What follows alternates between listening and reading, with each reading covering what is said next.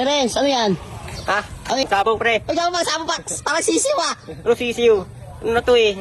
Ano yan? 45 days na to, pre. 45, bitawan mo nga. Go. May manok ka ba doon? Bakit? Sabong tayo. Go, lagay mo. Kalagay yung manok mo. Lagay mo. Laki ng manok ko dun yun.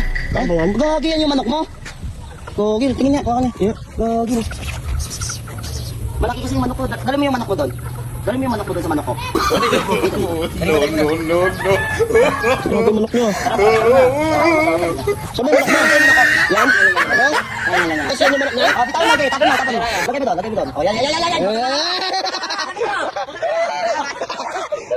Ayan, try na natin manok mo. Try mo, try manok mo. Ayan. Tao, pre, nalaban yan. Tingnan natin yung manok mo sa manok ko.